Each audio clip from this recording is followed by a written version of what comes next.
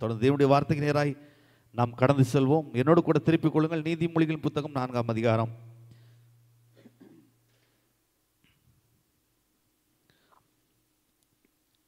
23. நீதிமொழிகள் 4:23. நீதிமொழிகள் 4:23. எல்லா காவலோடும் உன் இருதயத்தை காத்துக்கொள், அதனிடத்திலிருந்து ஜீவ ஊற்று புறப்படும். எல்லாரும் சேர்ந்து இந்த வசனத்தை சேர்ந்து வாசிக்கலாம்.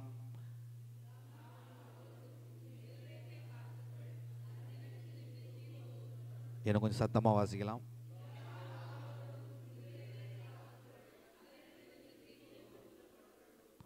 இந்த பகுதியிலிருந்து ஒரு அநேக நாட்களாக அநேக காரியங்களை போதித்து கொண்டிருக்கிறேன். இதயம் எவ்வளவு முக்கியம் என்பதை குறித்துலாம் நிறைய சொல்லிட்டேன். இனி திரும்ப திரும்ப அதை சொல்ல விரும்பவில்லை. இப்போ இந்த இதயத்தை பாதுகாப்பதுக்கு நாம் யார் இடத்துல ஒப்பு கொடுக்க வேண்டும் என்றால் தேவனிடத்தில் ஒப்பு கொடுக்க வேண்டும். யார் இடத்துல ஒப்பு கொடுக்கணும்? ஆண்டவரே, நீங்கள் இந்த காரியத்தை நீங்கள் கையாளுங்க ஆண்டவரே. அநேக நேரங்களில் நம் மனிதருடைய வாழ்க்கையில் இயலாமைன்னு ஒன்று இருக்குது. இயலாமைங்கிறது இல்லவே இல்லைன்னு சொன்னால் அது போய் முட்டாள்தனம். மனுஷனால் முடியாதது நிறையா இருக்குது. என்ன காரியங்களில் நம்மால் முடியவில்லையோ, என்ன காரியங்களில் நாம் தோல்வியுற்று இருக்கிறோமோ, அந்த காரியத்தை தேவனிடத்தில் ஒப்பு கொடுக்க வேண்டும். யார்கிட்ட ஒப்பு கொடுக்கணும்? ஆண்டவர். அந்த நாம் செயல்பட்டு தோற்று போன காரியங்கள் எதுவாக இருந்தாலும் அந்த தோற்று போன காரியங்களில் தேவன் செயல்படும்படிக்கு, எல்லாம் சொல்லுங்க, தேவன் செயல்படும்படிக்கு ஆண்டவருடைய கரத்தில் ஒப்பு கொடுக்க வேண்டும். அவருடைய ஆளுகைக்குள்ளாக அதை நம்ம என்ன செய்யணும்? அர்ப்பணிக்கணும். ஆண்டவருடைய ஆளுகைக்குள்ளாக அர்ப்பணிக்கும் போது அவர் நமக்கு பதிலாக வேலை செய்ய ஆரம்பிக்கிறார். எத்தனை பேர் விசுவாசிக்கிறீங்க? பக்கம் பார்த்து சொல்லுங்க. உங்களுக்காக வேலை செய்கிற, உதவி செய்கிற ஒரு கர்த்தர் இருக்கிறாரு. நீங்க அநேக காரியங்களை தோற்று போயிருக்கலாம், உங்களால முடியலன்னு சொல்லி நீங்க நினைச்சிருக்கலாம். ஆனா உங்களுக்காக வேலை செய்வதற்கு ஆயத்தமாய் ஒரு தேவன் இருக்கிறார், உங்களுக்கு உதவி செய்வதற்கு. திருப்பிக் கொள்வோம், மறுபடியும் நம்ம அதை வாசிப்போம். யாத்திரையாகமம் 13வது அதிகாரம் 13:12 வாசிக்கிறேன். யாத்திரையாகமம் 13:12. கர்ப்பம் திறந்து பிறக்கும் அனைத்தையும், உனக்கு இருக்கும் மிருக ஜீவன்களின் தலையீற்று அனைத்தையும் கர்த்தருக்கு ஒப்பு கொடுப்பாயாக. எல்லாம் சொல்லுங்க, கர்த்தருக்கு ஒப்பு கொடுப்பாயாக. அவைகளில் உள்ள ஆண்கள் கர்த்தருடையவைகள். அவைகளுடைய ஆண்கள். அநேக காரியங்களை நான் சொல்லிட்டு இருக்கிறேன். கர்த்தருக்கு ஏன் ஒப்பு கொடுக்கணும்? நான் சொல்றேன், இதை சொல்லும் போதே அப்படியே உங்க இருதயத்தை நீங்க நினைக்கணும். என் இருதயத்திலும் இப்படிப்பட்ட சில பிரச்சனைகள் இருக்குது, சில காரியங்களை நான் மறக்கணும்னு நினைக்கிறேன், சில காரியங்களை நான் என்னை விட்டு அகற்றணும்னு நினைக்கிறேன், ஆனால் என்னால் முடிய மாட்டேங்குது. அப்போ என்ன செய்யணும்னா கர்த்தரிடத்தில் ஒப்பு கொடுக்க வேண்டும். யார்கிட்ட ஒப்பு கொடுக்கணும்? கர்த்தரிடத்தில் ஒப்பு கொடுக்கணும். இந்த இடத்துல சில காரியங்களை கர்த்தர் என்கிட்ட கொடு அப்படின்றாரு. இந்த நேரத்திலையும் உங்கள்கிட்டையும் சொல்றாரு, சில விஷயத்தை நீ என்கிட்ட என்ன செய் தா. ஆண்டவர் கேட்குற விஷயம் நீங்கள் நினைக்கிற மாதிரி உள்ள நோக்கம் கிடையாது. நம்மளாம் நினைக்கிறோம். பொதுவாக கிறிஸ்தவர்கள் அல்லாதவர்கள் அவங்கள குறித்து நீங்கள் யோசித்தீங்கன்னா என்ன நினைப்பாங்கன்னா, கடவுளுக்கு ஏதாவது ஒன்று பொருளாதாரமாக இருக்கலாம், இல்லை சில நேரங்களில் அவங்க செய்கிறது எதுவாக இருந்தாலும் அவங்க என்ன நினைப்பாங்கன்னா, ஆமாம் அதையும் கவனிக்கணும்ல, அதுவும் பாவம்ல, அந்த மாதிரி சிலர் செய்வாங்க. சில செய்கிற விஷயங்கள் அப்படி தான் இருக்கும். என்கிட்ட ஒருத்தர் ஓப்பனாகவே அப்படியே சொல்லியிருக்காரு, ஆமாம் அதுவும் செய்யணும்ல, பிறகு அது பாவம், அது பட்டினி கிடக்கும்ல. நான் அவங்கள்ட்ட சொன்னேன், இல்லை நீங்கள் சொல்கிறது ரொம்ப தப்பு. அவருக்கு நீங்கள் கொடுக்க தேவையில்லை, ஆனால் அவர் உங்களுக்கு கொடுப்பாரு. எத்தனை பேர் விசுவாசிக்கிறீங்க? அப்போ கர்த்தர் சில காரியங்களை என்கிட்ட ஒப்பு கொடு அப்படின்றார் இல்லையா? எதுக்காக ஒப்பு கொடுக்க சொல்றாரு? அவருக்கு இல்லாதனால அவர் சொல்லலை, அவருக்கு இல்லாதனால, அவரால் முடியாதனால சொல்லலை. கர்த்தர் எதையெல்லாம் உங்களிடத்துல கேட்க வேண்டும் விரும்புகிறாரோ அந்த இடத்துல ஏதோ ஒரு பிரச்சனை இருக்குது அப்படிங்கிறது அர்த்தம். எத்தனை பேர் நான் சொல்றது விளங்குது? சில விஷயங்களை கர்த்தர் உங்கள்கிட்ட கேட்கிறாருன்னு வைங்களா, அந்த இடத்துல ஏதோ ஒரு பெரிய ஒரு அற்புதத்தை, ஏதோ ஒரு பெரிய ஒரு மாற்றத்தை, ஏதோ ஒரு காரியத்தை செய்ய கர்த்தர் விரும்புகிறார். விசேஷமாக ஸ்பெஷலாக கர்த்தர் எதை கேட்குறாரு அப்படின்னு கேட்டால், நீங்கள் எதுலெல்லாம் தோல்வியுற்று இருக்கீங்களோ அதையெல்லாம் தேவனிடத்தில் ஒப்பு கொடுக்க கர்த்தர் கேட்குறாரு. ஏன்னா நீங்கள் இவ்வளோ நாள் நீங்கள் உங்கள் வாழ்க்கையில் பார்த்து தோற்று போன, முடியாமல் போன காரியத்தை எல்லாம் தேவனிடத்தில் ஒப்பு கொடுக்கும்போது, கர்த்தருடைய வசத்தில் ஒப்பு கொடுக்கும்போது, நீங்கள் செய்த செயலுக்கு பதிலாக கர்த்தர் தம்முடைய கிரியை செய்ய ஆரம்பிக்கிறார். நான் சொல்றேன், ஆரம்பத்தில் நான் இதை பேசும்போது சொல்லியிருந்தேன், யோவான் மனம் திரும்புங்கள் தேவனுடைய ராஜ்யம் சமீபமாக இருக்குது என்று அவன் பிரசங்கம் பண்ணிட்டு இருக்கும்போது கர்த்தர் சொல்றாரு, இப்பொழுது இடம் கொடுன்றாரு. எல்லாம் சொல்லுங்க, இப்பொழுது இடம் கொடு. ஏன் சொல்றாருன்னா, அவன் இடம் கொடுத்த போது வானம் அவனுக்காக திறக்கப்பட்டது. அதுக்கு அடுத்த அதிகாரத்தில் வாசிங்கன்னா, யோவான் ஸ்தானத்தில் கர்த்தரே அந்த ஊழியத்தை நிறைவேற்றினார் என்று உங்களுக்கு காண்பித்து கொடுத்தேன். அதே போல தான் உங்க வாழ்க்கையில் கர்த்தர் சொல்றாரு, எனக்கு இடம் கொடு. எல்லாம் சொல்லுங்க, எனக்கு இடம் கொடு. பக்கங்களை பார்த்து சொல்லுங்க, கர்த்தருக்கு இடம் கொடுங்கள். எதெல்லாம் தோற்று போயிருக்கீங்களோ, எதெல்லாம் சோர்வுற்று இருக்கீங்களோ, எதெல்லாம் நீங்க முடியாதுன்னு சொல்லி களைச்சு போயிருக்கீங்களோ, அந்த காரியத்தை தேவனிடத்தில் ஒப்பு கொடுங்கள். எல்லாம் சொல்லுங்க, தேவனிடத்தில் ஒப்பு கொடுங்கள். அவர் உங்களுக்காக வேலை செய்ய போகிறார். அவர் உங்களுக்காக செயலாற்ற போகிறார்.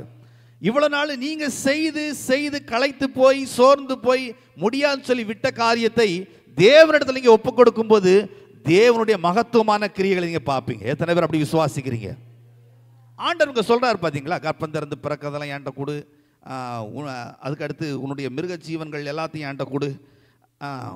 ஸ்பெஷலாக ஆண்களை குறித்து சொல்றாரு. ஏற்கனவே நான் சொல்லியிருக்கிறேன். ஏன் ஆண்களை குறித்து சொல்றாருன்னா, இதே ஆண்கள் தான் அந்த எகிப்தில் ஒடுக்கப்பட்டு கொண்டு இருந்தாங்க. இதே ஆண்கள் தான் பலுகாதபடி பெருகாதபடி, அவங்களால அந்த வம்சம் பலக்காதபடிக்கு, என்ன சொல்றது, பலுகி பெருகாதபடிக்கு, அந்த வம்சம் பலுக்காதபடிக்கு பிசாசு அந்த எப்படி அவங்க பலுக முடியுமோ, எப்படி பெருக முடியுமோ, எப்படி பலக்க முடியுமோ அவங்களை எல்லாம் பலவீனப்படுத்தி வச்சிருந்தான்.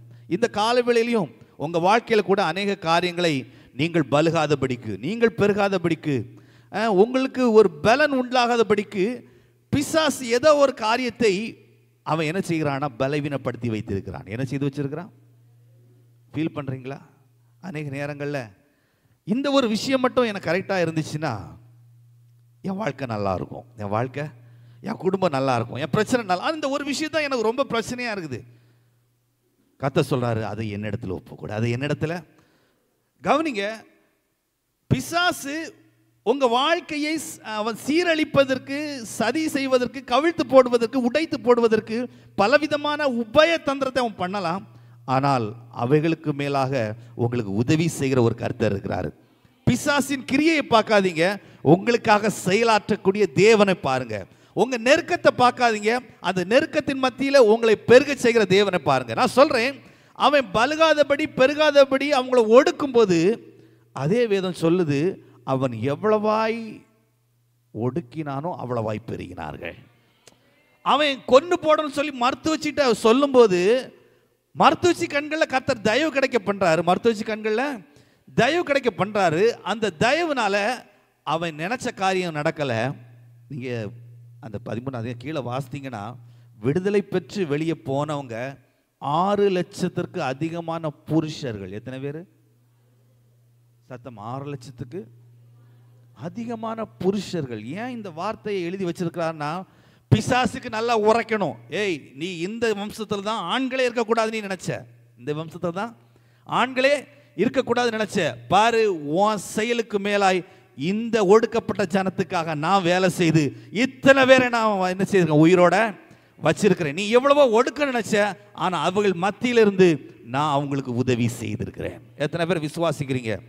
நீங்க ஒடுக்கப்படலாம் பரவாயில்ல, நீங்க நெருக்கப்படலாம் பரவாயில்ல, நீங்க நசுக்கப்படலாம் பரவாயில்ல, அவைகளுக்கு மேலாய் உங்களுக்கு உதவி செய்கிற கர்த்தர் இருக்கிறாரு. நான் சொல்றேன், உங்க நெருக்கம் பெருசு இல்ல, உங்க பிரச்சனை பெருசு இல்ல, அவைகளோட மேலாக உங்களுக்கு உதவி செய்கிற கர்த்தர் அவைகளை பார்க்கிலும் பெரியவர். எத்தனை பேர் விசுவாசிக்கிறீங்க?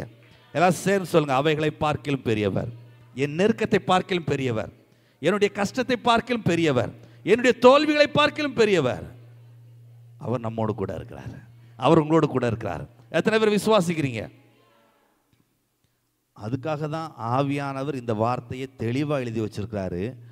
6 லட்சத்திற்கும் அதிகமான புருஷர்கள், 6 லட்சத்திற்கும் அதிகமான புருஷர்கள். ஏன்னா இதை வாசிக்க ஒவ்வொரு நேரமும் பிசாசுக்கு உரைக்கணும், பிசாசுக்கு நல்லா உரைக்கணும். ஏய், நீ கொல்லணும்னு நினைச்ச கர்த்தர் இத்தனை பேர் அதிகமான புருஷர்கள் சொல்லும்போது 18 வயசுக்கு மேலே உள்ளவங்க, 18 வயசுக்கும் அதுக்கு கீழேயும் ஆண்கள் இருந்திருக்காங்க. ஆனால் அதெல்லாம் சொல்லலை.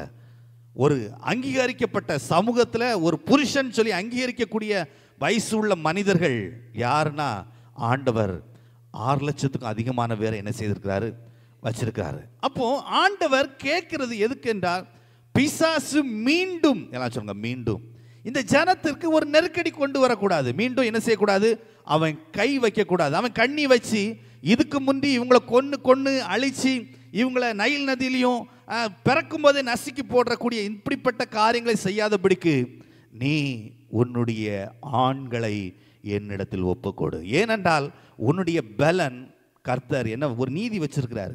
ஒரு குடும்பம் ஆசீர்வாதமாக இருப்பதுக்கு ஆண்களுடைய செயல்பாடு ரொம்ப முக்கியம். இருக்கீங்களா? எத்தனை பேர் நான் சொல்றது விளங்குது? ஒரு குடும்பம் நல்லா இருக்கணும்னா அந்த வீட்டில் இருக்க புருஷனாக இருக்கலாம் அல்லது அந்த வீட்டில் இருக்க பிள்ளைகளாக இருக்கலாம், அவங்களுடைய வாழ்க்கை ரொம்ப முக்கியம். நான் சொல்கிறேன், ஒரு வீட்டில் உள்ள ஆண் சீர்கெட்டு போனால் அந்த குடும்பமே சீர்கெட்டு போயிடும். அந்த குடும்பத்தினுடைய பொருளாதாரம் சீர்கெட்டு போயிடும். அந்த பிள்ளைகளுடைய எதிர்காலம் சீர்கெட்டு போய் விடுகிறது. அந்த பிள்ளைகளுடைய என்ன சொல்கிறது, அவங்க வாழக்கூடிய நல்ல கேரக்டர்ஸ் கூட பாதிக்கப்படும். கேரக்டர்ஸ் கூட என்ன செய்யப்படும், பாதிக்கப்படும். நான் சொல்கிறேன், எது எதுலெல்லாம் நீங்கள் தோல்வியை பார்க்குறீங்களோ, எது எதெல்லாம் தோல்வி பார்க்குறீங்களோ அந்த இடத்துல சொல்லுங்க, இவர்கள் கர்த்தருடையவர்கள். உங்கள் வீட்டில் இருக்க புருஷனை பார்த்து சொல்லணும். ரட்சிக்கப்படாத புருஷனாக இருக்கலாம், மனம் திரும்பாத புருஷனாக இருக்கலாம், அல்லது கெட்டுப்போன பிள்ளைகளாக இருக்கலாம், யாராக இருக்கலாம், அவங்கள பார்த்து சொல்லணும். சத்தமாக சொல்லக்கூடாது. சத்தமாக சொன்னால் சத்தமாக கேட்டுரும். அதனால மனசுக்குள்ளே சொல்லணும், நீ கர்த்தருடைய. பார்க்கும்போதெல்லாம் சொல்லணும். பார்க்கும்போதெல்லாம் எப்போல்லாம் உங்களுக்கு வேதனை பெருகுதோ அப்போ சொல்லணும், இந்த ஆண் கர்த்தருடையது, இந்த பிள்ளை கர்த்தருடையது. சில நேரத்தில் பிள்ளைகளுடைய வாழ்க்கை சீரழிந்து நாசமாக போயிருக்கலாம். பிள்ளைகளுக்கு ஒரு நல்ல எதிர்காலத்தை பார்க்க முடியாமல் இருக்கலாம். அப்போ இந்த வசனத்தை சொல்லணும், கர்ப்பம் திறந்து பிறக்கிறதெல்லாம் என்னுடைய, எனக்கு ஒப்பு கொடுன்னு சொல்றாரு. நான் என்னுடைய பிள்ளைகளை எல்லாம் கர்த்தருக்கு ஒப்பு கொடுக்கிறேன். இந்த ஆண்களை எல்லாம் நான் கர்த்தருக்கு ஒப்பு கொடுக்கிறேன். என்னுடைய மிருக ஜீவன்களை எல்லாம் நான் கர்த்தருக்கு ஒப்பு கொடுக்கிறேன். எத்தனை பேர் விசுவாசிக்கிறீங்க? எத்தனை பேர் நம்புறீங்க? ஒப்பு கொடுக்கிறது ரொம்ப முக்கியமானது. ஒப்பு கொடுக்கிறது ரொம்ப முக்கியமானது. உங்களுக்கு எல்லாருக்கும் தெரிந்த ஒரு கதை தான். என்னுடைய தகப்பனார் அவர் பிரசங்கித்த காலத்தில் சொன்ன கதை தான். ஆனால் இந்த சம்பவத்துக்கு கொஞ்சம் பொருத்தமாக இருக்கனால அதை நான் உங்களுக்கு சொல்லித்தர விரும்புகிறேன். ஒரு ஊரில் ஒரு செல்வந்தரான ஒரு மனுஷன் இருந்தான். அவன் வாழ்ந்து கொண்டிருக்கும் போது இராணுவத்திலே வேலை செய்து ரிட்டையர்டான எக்ஸ் சர்வீஸ்மேன் ஒருவன் அவர்கிட்ட வாராரு. நீ உன்னுடைய வீட்டில் தங்குவதற்கு நீ இடம் கொடுத்தால், எனக்கு ஒரு இடம் கொடுத்தால், உன்னையும் உன்னுடைய உடைமைகளையும் நான் என்ன செய்வேன், நான் பாதுகாப்பேன். நான் என்ன செய்வேன், உனக்கு எந்த தீமையும் வராமல் நான் உன்னை என்ன செய்வேன், பாதுகாப்பேன் சொன்ன உடனே அவனும் பார்க்குறான், நிறையா இருக்குது, நிறையா பகைவர்கள், திருடர்களுடைய பயமுறுத்துதல், அச்சுறுத்தல் இருக்குது. அப்போ இவைகள் இருந்து நான் பானும் என் குடும்பம் பாதுகாக்கப்படணும்.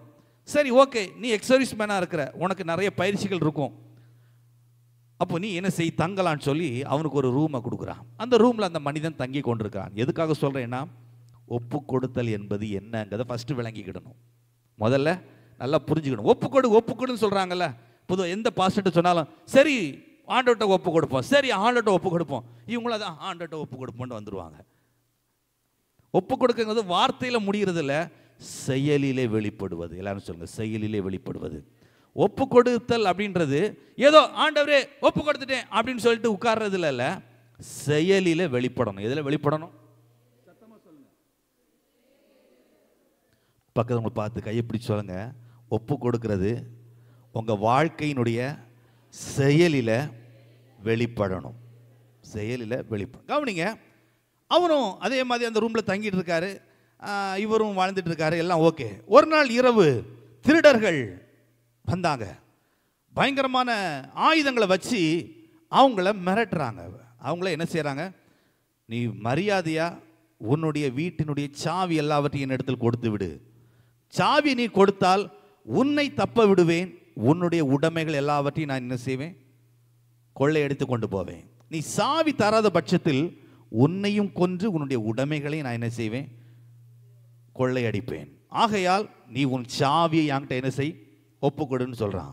மிரட்டுறான். பார்க்குறான், வேற வழி இல்லை. அந்த சாவியை அந்த திருடர் கையில் கொடுக்குறான். யார் கையில் கொடுக்குறான்? திருடர் கையில் கொடுக்குறான். கொடுத்த உடனே அவன் எல்லாவற்றையும் கொள்ளையடிச்சிட்டு போயிட்டான். எல்லாவற்றையும் கொள்ளையடிச்சிட்டு போயிட்டு அடுத்த நாள் காலையில் அந்த செல்வந்தரும் அந்த எக்ஸர்வீஸ்மேனும் சந்திக்கிறாங்க. அவன் கோவப்படுறான். அவன் என்ன செய்கிறான்? கோவப்படுறான். நீ என்ன சொல்லி என்கிட்ட வந்து தங்கின? இவ்வளவு பொருட்கள் காணாமல் போச்சு. நேற்று திருடர்கள் வந்து என்னை மிரட்டினாங்க, எல்லாம் பண்ணாங்க. ஆனால் ஒன்று கூட என்ன செய்யலை, நீ ஒரு உதவி கூட நீ என்ன செய்யலைன்னு சொன்ன. கரெக்ட் தான், நான் தங்கி இருந்தேன். ஆனால் உன்னுடைய உடைமைகள் எதுவும் என்னுடைய வசம் ஒப்பு கொடுக்கப்படவில்லை. நான் உன்கிட்ட தான் தங்கியிருக்கேன், உன்னுடைய உடைமைகள் எதுவும் என்னுடைய கைவசம் கொடுக்கப்படவில்லை. உன் கையில் இருந்துச்சு, நீ தான் அதை ஆளுகை பண்ணிட்டு இருக்க. உன்கிட்ட இருந்தனால தான் அவன் என்ன செய்தான், உன்கிட்ட இருந்து மிரட்டி வாங்கினான். என்கிட்ட இருந்தால் அவன் கண்டிப்பாக அதை செய்திருக்க மாட்டான் அப்படின்னு சொன்ன உடனே அந்த மனிதர் தன்னுடைய தவறை உணர்ந்து என்ன சொல்கிறாரு, ஓகே நல்லது, முக்கியமான எல்லா காரியத்தையும் நான் உன்கிட்ட இந்த சாவியெல்லாம் என்ன செய்கிறேன், உன்னிடத்துல நான் தருகிறேன், இனிமே நீ பார்த்துக்கொள்னு சொல்லி அவரும் வாங்கிட்டு போயிட்டார். மறுபடியும் இந்த மனுஷன் நல்லா வேலை செய்கிறாரு, செல்வங்கள் பெருகுது, ஆஸ்தி திரள் எல்லாம் பெருகுது. மறுபடியும் அந்த கொள்ளைக்காரங்க வராங்க. இப்போ எல்லாம் பெருகிட்டு கள்ளன் ஒன்றும் இல்லாத வீட்டுக்கு போக மாட்டான், வெறுமையாக இருக்க வீட்டுக்கு என்ன செய்ய மாட்டான், போக மாட்டான், நிறையா இருக்கிற வீட்டுக்கு தான் போவான். இப்போ செல்வங்கள்லாம் பெருகிட்டு மறுபடியும் வராங்க, அதே மாதிரி மிரட்டுறாங்க, ஆயுதங்களை காட்டி, ஏய் மரியாதையை சாவியை கொடு, இல்லைன்னா உன்னையும் கொண்டு உன்னுடைய உடைமைகள் எல்லாவற்றையும் நான் என்ன செய்திருவேன், எடுத்துக்கிடுவேன்னு சொன்னேன். அவன் சொன்னான், எனக்கு சாவி தர விருப்பம் உண்டு, என் ஜீவனை காப்பாற்றுவதற்கு எனக்கு விருப்பம் உண்டு, ஆனால் இப்போ சாவி என்கிட்ட இல்லை. சாவி அந்த ரூமில் தங்கியிருக்கார் பேர் எக்ஸர்வீஸ்மேன், அவர்கிட்ட இருக்குது, அவர்கிட்ட வந்து கேட்டு போய் நீ வாங்கிக்க, அவர்கிட்ட போய் நீ வாங்கிக்கணுன்னே திருடர்கள் அங்கே போகிறாங்க, அவர்கிட்ட கேட்குறாங்க, அவரு கொடுக்கல. அவரை தாக்க முயன்ற போது அவர்களை அத்தனை பேரையும் அடித்து வீழ்த்தி அத்தனை பேரையும் கொன்று போட்டார். அத்தனை பேரையும், அந்த செல்வந்தனும் அவனுடைய உடைமைகளும் காப்பாற்றப்பட்டது. செல்வந்தன் அவனுடைய உடைமைகளும். நான் சொல்றேன், அநேக நேரங்களில் கர்த்தர் உங்க கூட இருக்காரா? ஆமா இருக்கிறார், சந்தேகமே கிடையாது, சந்தேகமே. நம்ம நினைக்கிறோம் வாழ்க்கையில் சில தீமையான காரியங்கள் நடக்கும்போது நம்ம நினைக்கிறோம் ஆண்டவர் நம்ம கூட இல்லைன்னு நினைக்கிறோம். கிதியோன்கிற ஒரு மனுஷன் இருந்தான், அவன் ஆண்டவர் பார்த்து குற்றம் சாட்டின விஷயம் இதுதான். ஆண்டவர் ஒன்று பார்த்து சொல்றாரு, பராக்கிரமசாலி கர்த்தர் உங்க கூட இருக்கிறார். எத்தனை பேர் விசுவாசிக்கிறீங்க ஆண்டவர் உங்க கூட இருக்கிறாருன்னு? பக்கம் கையை பிடிச்சு சொல்லுங்க, கர்த்தர் உங்க கூட இருக்கிறார். உங்க வாழ்க்கையில பிரச்சனை வந்துச்சு அப்படின்னு ஒன்று கர்த்தர் இல்லைன்னு நினைச்சிடாதீங்க. கர்த்தர் உங்களை கைவிட்டார் நினைக்க, கர்த்தர் உங்க கூட தான் இருக்கார். கர்த்தர் உங்க கூட தான் எதுக்கு இருக்கிறார்? உங்களுக்கு உதவி செய்யும்படி தான் இருக்கார். எதுக்கு இருக்கிறாருங்க? உதவி செய்யும்படி தான் கர்த்தர் இருக்கிறார். அப்ப ஏன் இதெல்லாம் நடக்குது? கர்த்தர் அவன் கேட்கிறான், கர்த்தர் எங்களோடு கொடுத்தால் இவைகள் எங்களுக்கு சம்பவிப்பானே? இப்படிப்பட்ட காரியங்கள், இப்படிப்பட்ட அநியாயங்கள், இப்படிப்பட்ட தீமைகள் என் வாழ்க்கையில் ஏன் நடக்கணும்? கவனிங்க, நான் சொல்றேன், கர்த்தர் உங்க கூட இருக்குது உண்மைதான். ஆனா அவர்கிட்ட ஒப்பு கொடுக்காம அவர் ஆள வேண்டிய பகுதியை நாம் ஆளுகை செய்வதனால கர்த்தர் எந்த காரியத்தையும் செய்ய முடியாது. எத்தனை பேர் நீங்க விளங்குறது நான் சொல்றது? எத்தனை பேர் புரியுது? கர்த்தர் கூட இருக்கிறார், ஓகே. ஆனா ஆண்டவர்கிட்ட எத்தனை பேர் உங்க வாழ்க்கையை, உங்க குடும்பத்தை, உங்க பொருளாதாரத்தை, உங்க பிள்ளைகளை, உங்கள் கணவனை, உங்களுடைய எதிர்காலத்தை, உங்க குடும்ப வாழ்க்கையை எத்தனை பேர் மனப்பூர்வமாக ஆண்டவர்கிட்ட ஒப்பு கொடுத்துருக்கீங்க? அப்போ ஒப்பு கொடுக்கறதுனா என்னது? நான் சொல்றேன், அந்த எக்ஸர்வீஸ்மெண்ட்டை சாவியை கொடுத்த போது இந்த வீட்டு ஓனராக இருந்தாலும் தான் இஷ்டத்துக்கு திறக்க முடியாது. ஒவ்வொரு தடவையும் அந்த ரூமுக்கு போகணுன்னா எக்ஸர்வீஸ்மெண்ட்டை போய் பெர்மிஷன் வாங்கிட்டு சாவியை கொடுங்க அப்படின்னு சொல்லி கேட்டுட்டு தான் வாங்க முடியும். நான் சொல்கிறது விளங்குதா? நான் சொல்கிறது புரியுதா? எத்தனை பேர் புரியுது? தான் கையில் இருக்கும்போது தான் இஷ்டத்துக்கு என்ன வேணாலும் பண்ணிடலாம். ஆனால் ஒருவருடைய பாதுகாப்பு கீழே கொடுத்த பிறகு தான் இஷ்டத்துக்கு எதையும் செய்ய முடியாது. இஷ்டத்துக்கு செய்ய ஏனால் இன்னொருவிடம் ஒப்படைக்கப்பட்டுள்ளது. என்ன ஒரு உதாரணத்தை சொன்னால் நல்லா விளங்கும் பாருங்க. உங்கள் பிள்ளைகள் சின்னதாக இருக்கும்போது, இப்போ சின்ன பிள்ளைகள் ஒரு சிலர் இருக்காங்க, பெரிய பிள்ளைகளுடைய பெற்றோர்கள் நீங்களே நினச்சி பாருங்களேன். உங்கள் பிள்ளைக்கு 4 வயசு ஆகுது அல்லது 3 வயசு ஆகுது, அந்த கேஜஸ் கிளாஸில் கொண்டு போய் நீங்கள் விடுறீங்க, உங்கள் பிள்ளைகளை விடுறீங்க. விட்டுட்டு வரும்போது அர்த்தம் என்னென்னா ஒப்பு கொடுத்துட்டு வருவது. என்ன வருவது? அவங்கள்ட்ட ஹேண்ட் ஓவர் பண்ணிட்டு வாரீங்க. எப்பா என் பிள்ளையை தந்திருக்கேன், என் பிள்ளைய தந்திருக்கேன்.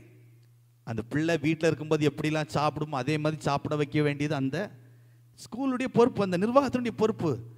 தண்ணி குடிக்க வேண்டியதை தண்ணி குடிக்க வைப்பதும், அவங்க டாய்லெட் போக வேண்டிய இடத்துல அவங்க டாய்லெட் போக வைக்க வேண்டியதும், இது எல்லாவற்றுக்கும் மேலாக அவங்கள சிறந்த அறிவுள்ள பிள்ளைகளாக கொண்டு வருவதும் அந்த நிர்வாகத்தினுடைய.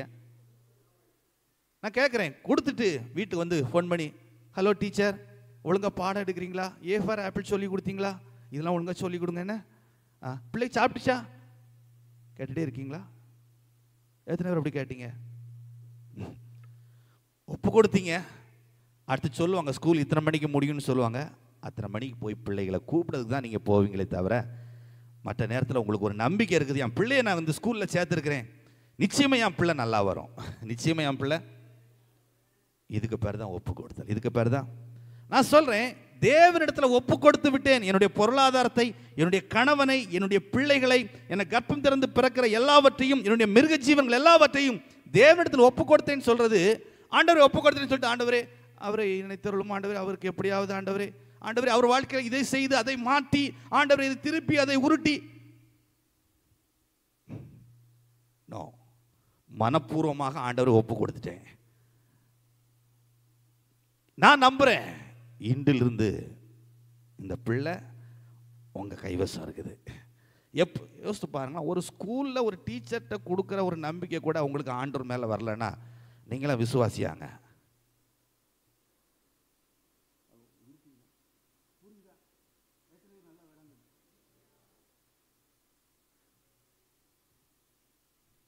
ஒரு காரில் ஏறுறோம், அந்த டிரைவரை நம்புகிறோம், கண்டிப்பாக போய் சேர்ப்பான்ட்டு. அவன்கிட்ட போய் பார்த்தீங்களே, லைசன்ஸ் இருக்காப்பா, உன் மேலே எதுவும் கேஸ் இருக்கா, எத்தனை பேர் இடிச்சிருக்கா, எதாவது கேட்டிருக்கீங்களா? சிலர் ஆக்டிங் டிரைவர்லாம் போட்டு ஓட்டுவாங்க கார்லாம். அப்போ அப்படிலாம் கேட்டிருக்கீங்களா? ஒரு மனுஷன் மேலே வைக்கிற நம்பிக்கையில் 1% கூட ஆண்டவர் மேலே வைக்கிறது இல்லை. ஆனால் சொல்லிடுவோம், ஆண்டவரே என் குடும்பத்தை ஒப்பு தர்றேன், என் பிள்ளைய ஒப்பு தர்றேன். சிலர் கொஞ்சம் வித்தியாசமாக உப்பு தர்றேன்னு சொல்லுவாங்க. நான் சொல்கிறேன், நம்பிக்கை ரொம்ப முக்கியங்க. நீங்கள் ஜெபிக்கிற ஜெபத்திலையும் நீங்கள் ஒப்பு கொடுக்கறதுலையும் ஆண்டவர் மேலே நீங்கள் வைத்திருக்கிற நம்பிக்கை என்னங்கிறது உங்கள் ஜெபத்தில் வெளிப்படணும். உங்கள் ஜெபத்தில் எப்படி வெளிப்படும்? நல்லா கவனிங்க. அநேக நேரங்களில் அநேக முட்டாள்தனமான காரியங்களை நமக்கு நிறைய போதிச்சிட்டாங்க. நிறைய காரியத்தை என்ன செய்யிட்டாங்க? போதிச்சிட்டாங்க. ஒரு விஷயத்தை ஆண்டவர்கிட்ட ஒரு தடவை சொல்லிட்டீங்கன்னா மறுபடியும் மறுபடியும் என்ன செய்யணும்? அதுக்கெல்லாம் சில ஓமைகள்லாம் இருக்குல்ல, அதெல்லாம் கொண்டு வந்துடுவாங்க. அது ஒரு விதவை இருந்தாலாக்கும், ஒரு நீதிபதி இருந்தானாக்கும், ஓயாமல் கேட்டானாக்கும். நான் சொல்கிறேன், அதே மாதிரி அன்னாள் காரியத்தில் நான் சொல்ல வரேன். அன்னாளுக்கு பாரு, அன்னாளுக்கு கண்ணீரை பார்த்தாரு, கண்ணீர் இவ்வளோ பெருசாக இருக்குது, துருத்தி நிறையணும், இதெல்லாம் நிறைய கதைலாம், இதெல்லாம் போய் பரலோகத்தில் போய் பார்த்துட்டு வந்த மாதிரிலாம் நிறைய கதை விட்றாங்க. நான் ஒன்று சொல்கிறேன், ஆண்டவரை நம்பினா அப்படி முழுமையாக நம்பணும். எப்படி நம்பணும்? செய்வார். ஒன்று சொல்லிட்டேன், கண்டிப்பாக பண்ணுவார். இந்த நம்பிக்கையில் இருக்கணும்.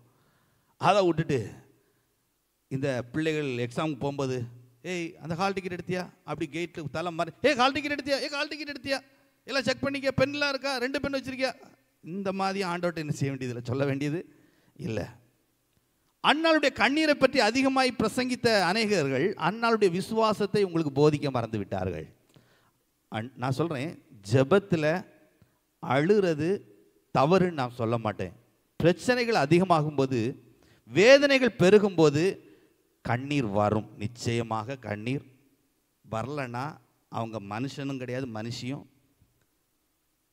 நிச்சயமாக அவங்க வாழ்க்கையில் சோதனைகள், வேதனைகள் அதை சந்திக்கும் போது அந்த விஷயத்தை கடவுள்கிட்ட இல்லைங்க, ஒரு மனுஷன்ட்ட சொன்னா கூட கண்ணில் கண்ணீர் வரும், இயல்பு.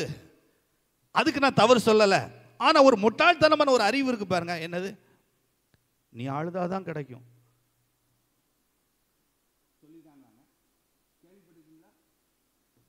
அண்ணாளை பார்த்தியா, அவ பாட்டு கண்ணீர் வடிச்சுக்கிட்டே ஊத்திக்கிட்டே இருந்தா, நீயும் போய் அப்படியே ஊத்திக்கிட்டே இரு. இல்லைங்க, அந்த பகுதியை ஒழுங்கா வாசிக்கணும். பைபிளை வாசித்தா நல்லா நிறுத்தி ஒழுங்கா வாசிக்கணும்.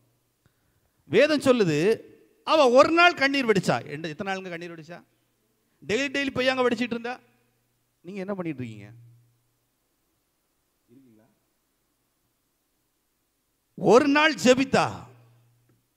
அவ சொல்றா, என் இதயத்தில் உள்ள எல்லாத்தையும் என்ன செய்தேன், அவ சமூகத்தில் சொல்லிட்டேன். வேதம் சொல்லுது, அப்புறம் அவள் துக்கமாக இருக்கவில்லை. அங்கதான் அவளுடைய விசுவாசம் வெளிப்படுது. எத்தனை பேர் நான் சொல்றது விளங்குது? அப்போ ஆண்டவர்கிட்ட ஒப்பு கொடுத்ததுங்கிறது ஒரு விஷயத்தை நான் சொல்லிட்டேன். அவர் எல்கேஜி பையன் கிடையாது. அவர் 10th 12th எக்ஸாம் எழுத போகக்கூடிய ஸ்கூல் பாய் கிடையாது. மறுபடியும் கால் டிக்கெட் எடுத்தியா 2 பெண் எடுத்தியான்னு சொல்றதுக்கு அவரை ஞாபகப்படுத்துறதுக்கு தேவையில்லை. விசுவாசத்தோடு, எல்லாம் சொல்லுங்க, விசுவாசத்தோடு ஒரு தடவை மனப்பூர்வமாய் சொல்லிட்டு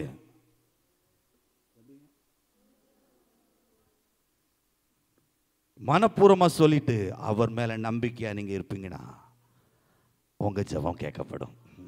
எத்தனை பேர் நான் சொல்றது விளங்குது? நான் சொல்றேன், உங்கள் ஜெபம் ஒரு வாகனம் மாதிரி. உங்கள் ஜெபம் தமிழ் தெரியுதா? சொல்லுங்க. உங்கள் ஜெபம் ஒரு வாகனம் மாதிரி. அந்த வாகனத்தை இயக்குவதற்கு எரிபொருள் தேவை. என்ன வேணுங்க? அந்த எரிபொருள் உங்களுடைய விசுவாசம். அந்த எரிபொருள், நான் சொல்றேன், வாகனம் எவ்வளவு பெருசா இருந்தாலும் பிரயோஜனம் இல்லை. எரிபொருள் இல்லைன்னா அந்த வாகனத்தால எந்த பயனும் இல்லை. தயவுசெய்து நினைச்சிடாதீங்க அந்த எரிபொருள் உங்க கண்ணீர் நினைச்சிடாதீங்க. கண்ணீர் கிடையாது, விசுவாசம்.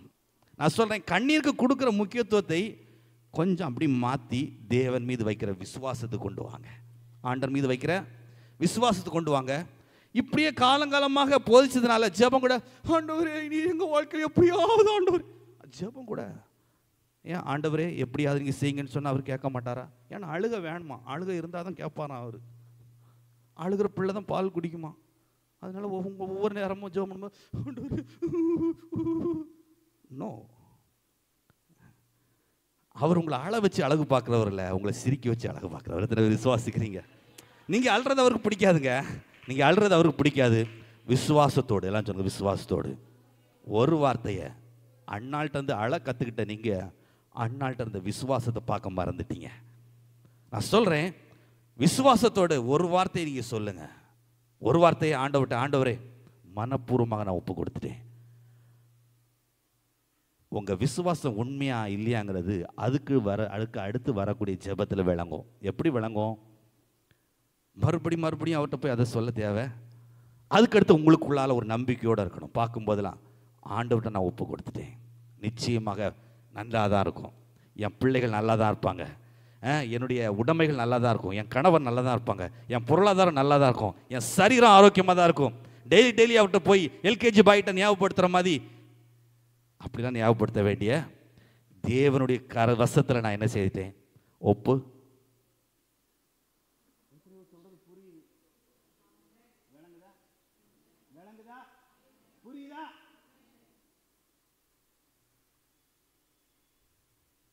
இதுக்கு பேர் தான் ஒப்பு கொடுத்தல். ஆண்டவர் சொல்றாரு,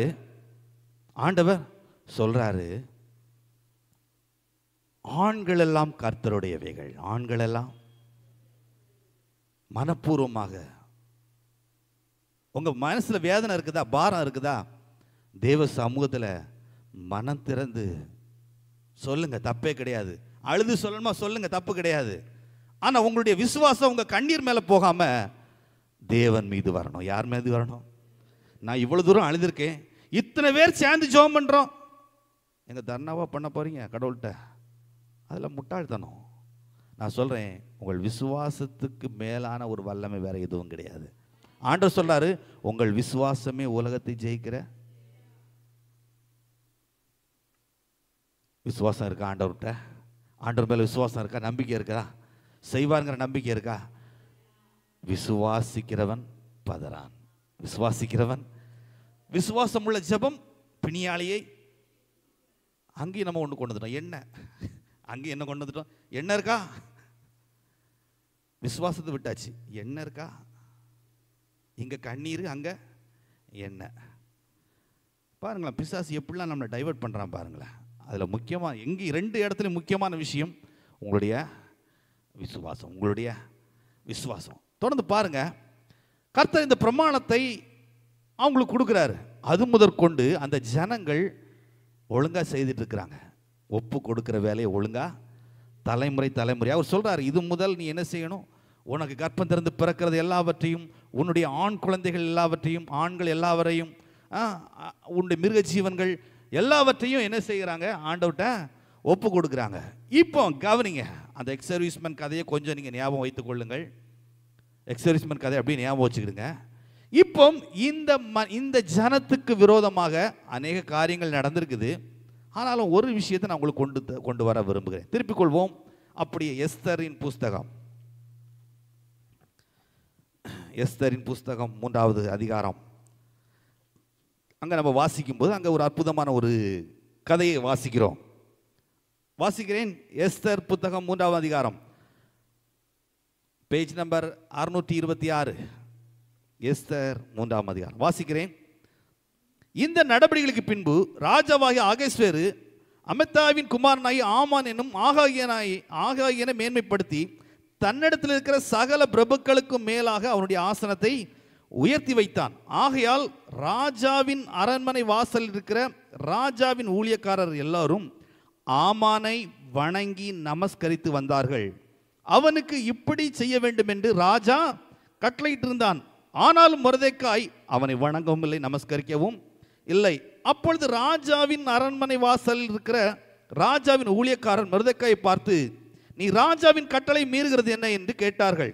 இப்படி அவர்கள் நாளுக்கு நாள் அவனுடைய சொல்லியும் அவன் தங்களுக்கு செவி கொடாத போது தான் யூதன் என்று அவன் அவர்களுக்கு அறிவித்திருந்தபடியால் மொர்தெக்காயின் சொற்கள் நிலைநிற்குமோ என்று பார்க்கிறதற்கு அதை ஆமானுக்கு அறிவித்தார்கள். ஆமானுக்கு நம்ம எல்லாருக்கும் தெரிஞ்ச விஷயம்தான்.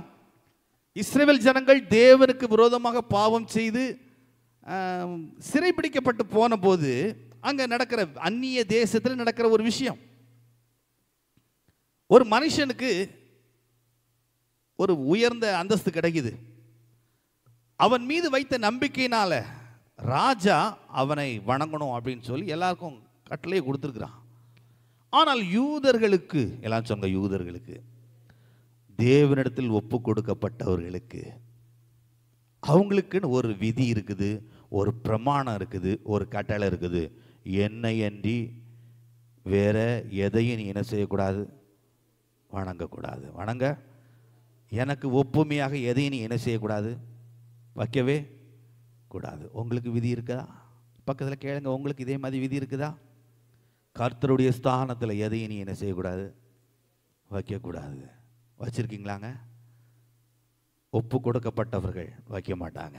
ஒப்பு கொடுக்கப்பட்டவர்கள், நான் சொல்றேன், மனுஷனுக்கு பயப்படுவதை பார்க்கிலும் கர்த்தருக்கு பயப்படுவது ஆசீர்வாதம்.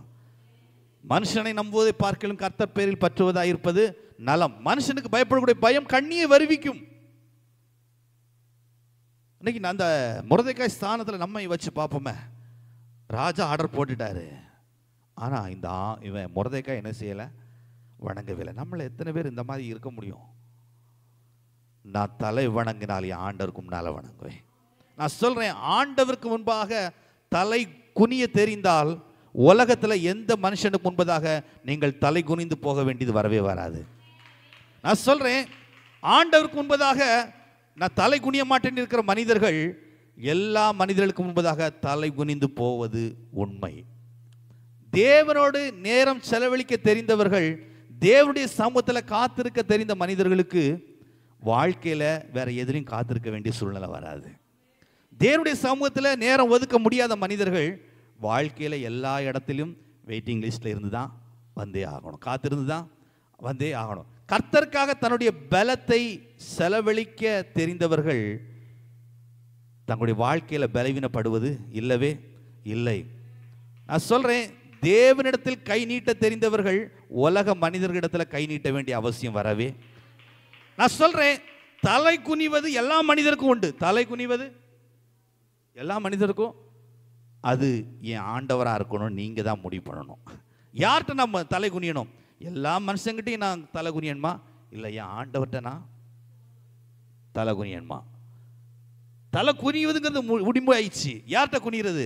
என் ஆண்டவர்கிட்ட நான் குனிஞ்சிட்டேன்னா வாழ்க்கையில் எந்த மனுஷங்கிட்டையும் நான் தலை குனிஞ்சு போக வேண்டிய சூழ்நிலை வரவே வராது. கை நீட்டுறதுன்னு முடிவாயிடுச்சு. என் ஆண்டவர்கிட்ட நான் கை நீட்டுவேன், மனுஷங்கிட்ட கை நீட்ட மாட்டேன். தேவனிடத்தில் ஒப்பு கொடுக்கப்பட்டவர்களுக்கு எவ்வளவு கடினமான சூழ்நிலையாக இருந்தாலும் இந்த காரியத்தை நல்லா செய்வாங்க. ஆமான் அவ்வளவு பெரிய உயர்ந்த நிலைமையில் இருந்தாலும் அவன் என்ன செய்யலை. அவன் முடிவெடுத்துட்டான், நான் செய்யணும்னா என் ஆண்டவருக்கு தான் செய்வேன், இதை எந்த மனுஷனுக்கும் நான் என்ன செய்ய மாட்டேன். அப்படி கவனிங்க, கூட இருக்க ஜனங்கள் அவன்கிட்ட கேட்டுட்டு அவங்களுக்கே சில பொறாமை.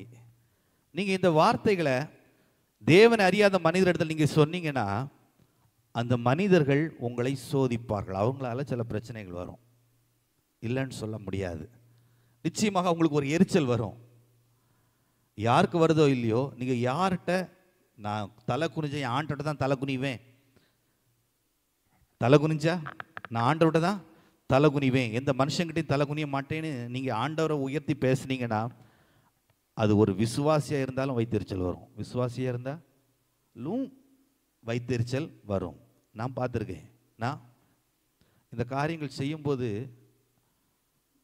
பொதுவாகவே எந்த விஷயத்துக்கும் யார்கிட்டையும் நான் என்ன செய்ய மாட்டேன், கேட்க மாட்டேங்கிற ஒரு விசுவாசத்தை நான் வைத்திருக்கிறேன் என்பது உங்களை எல்லாருக்கும் தெரியும். அப்போ முக்கியமாக இந்த காரியத்தை சர்ச்சை காரியங்கள்லாம் செய்யும்போது அநேகர்கள் என்கிட்ட சொல்லியிருக்காங்க, நீங்கள் இந்த மாதிரி நீங்கள் வந்தீங்கன்னா இந்த மாதிரி செய்தீங்கன்னா காரியங்கள்லாம் கைகூடி வரும்னு. அப்போ அவங்ககிட்ட நான் விசுவாசமாக சொன்ன வார்த்தை, நான் கை நீட்ட வேண்டியது மனிதர்களிடத்தில் இல்லை, என் தேவனிடத்தில். யார் இடத்துல? இதை கேட்டால் அவங்க சந்தோஷப்படணும், அவங்க என்ன செய்யணும். ஆனால் அவங்களுக்கு உனக்கு அவ்வளோ கொழுப்பு வந்துட்டோ. யாருங்க? உலக ஜனங்கள் கிடையாதுங்க, விசுவாசிகள்னு சொல்லக்கூடிய மனிதர்களை குறித்து தான் நான் பேசிகிட்டு இருக்கிறேன். நீ யார்ட்டையும் கை நீட்ட மாட்டியோ, நீ எதையும் யார்கிட்ட கேட்க மாட்டியோ, பார்ப்போம் நீ எப்படி செய்கிறன்னு பார்ப்போம். இங்கே மொர்தெக்காய்க்கு அதே கதை தான் வந்துச்சு. மொர்தெக்காய்க்கும் அதே பர்சன், கூட இருந்த ஜனங்கள் தான். ஆமான் கூட அதை பெருசாக நினைக்கல, ஆனால் கூட இருந்த ஜனங்கள் நல்லா கிண்டி விட்டாங்க, நல்லா ஸ்பீடு ஏற்றி விட்டாங்க. இப்போ இந்த ஆமான் என்ன நினைக்கிறான்? திரும்பி வாசிப்போம் 5ஆம் வசனம். ஆமான் மொர்தெக்காய் தன்னை வணங்கி நமஸ்கரியாதை கண்டபோது மூர்க்கம் நிறைந்தவனாய், எல்லாம் சொல்லுங்க, மூர்க்கம் நிறைந்தவனாய். ஆனாலும் மொர்தெக்காயின் மேல் மாத்திரம் கை போடுவது அவனுக்கு அற்ப காரியமாய் கண்டது. மொர்தெக்காயின் ஜனங்கள் இன்னார் என்று ஆமானுக்கு அறிவிக்கப்பட்டிருந்தபடியால் அகஸ்வேரு ராஜ்யமெங்கும் இருக்கிற மொர்தெக்காயின் ஜனமாகிய யூதரையெல்லாம் சங்கரிக்க அவன் வகை தேடினான். சங்கரிக்க, நான் சொல்றேன், ஆண்டவர் மீது நம்ம சில தீர்மானங்களை எடுக்கும்போது இப்படிப்பட்ட சில பிரச்சனைகள் சில வாழ்க்கையில் வரதா செய்யும், வரதா செய்யும். ஆனால் ஒன்று சொல்கிறேன், நீங்கள் மறந்துடாதீங்க, நீங்கள் யாருன்னா சாதாரண மனிதர்கள் அல்ல, நீங்கள் தேவனிடத்தில் ஒப்பு கொடுக்கப்பட்டவர்கள். எத்தனை பேர் விசுவாசிக்கிறீங்க? எத்தனை பேர் அப்படி நம்புறீங்க?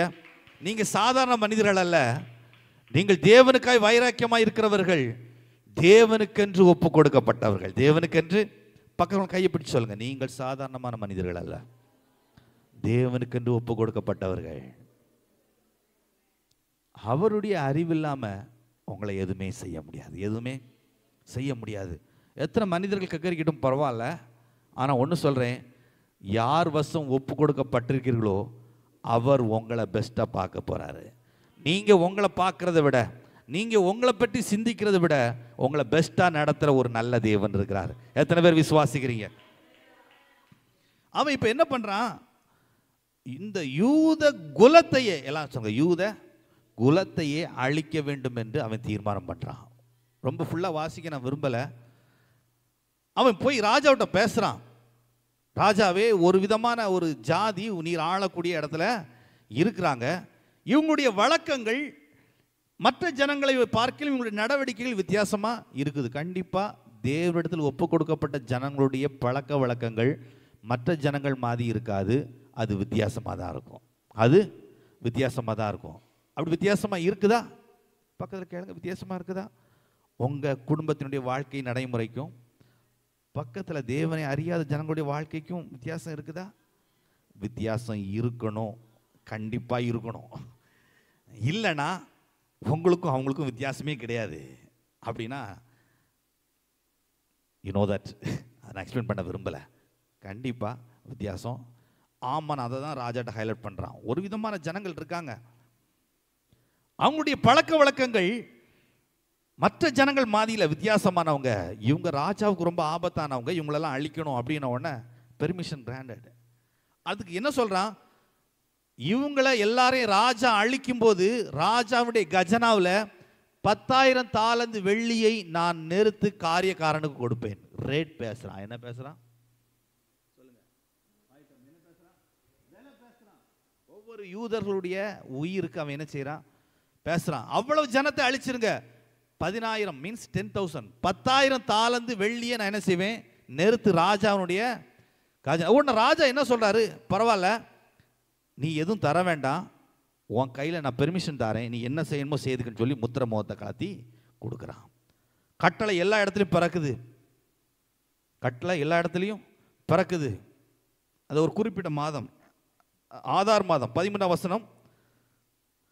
ஆதார் மாதமான 12ஆம் மாதம் 13ஆம் தேதியாகிய ஒரே நாளிலே சிறியோர் பெரியோர் குழந்தைகள் ஸ்திரீகள் ஆகிய சகல யூதரையும் அழித்து கொன்று நிர்மூலமாக்கவும் அவர்களை கொள்ளையிடவும் அஞ்சற்காரர் கையிலே ராஜாவின் நாடுகளுக்கெல்லாம் கட்டளை அனுப்பப்பட்டது. ராஜாவின் நாடுகளுக்கெல்லாம் கட்டளை.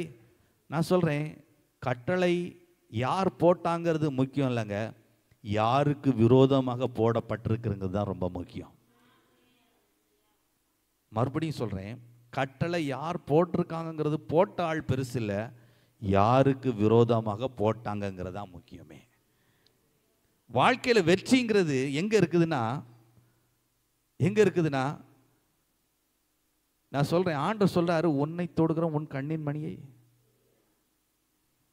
விரோதமா யாருக்கு வேணாலும் எழும்பலாம், ஆனா விரோதமா எழும்புகிற ஆள் யாருங்கிறத ஃபர்ஸ்ட் புரிஞ்சுக்கணும். கரெக்ட் தானே? சரிதானாங்க? இப்போ உக்ரைன் ரஷ்யா சண்டை போடுது. சண்டை போடும்போது உக்ரைன் முதல்ல யோசிக்கணும், ரஷ்யா எவ்வளோ பெரிய ஆள், இவங்களுக்கு விரோதமாக எழும்பலாமா இல்லை கூடாதாங்கிறத ஃபஸ்ட்டு என்ன செய்யணும், ஆண்டவரே சொல்கிறாரு இல்லையா? அப்போது நான் சொல்கிறேன், சில நேரங்களில் நமக்கே சொல்கிறேன், நம்ம சில நேரங்களில் சில தீமையான காரியங்களை சிந்திக்கலாம், யோசிக்கலாம்.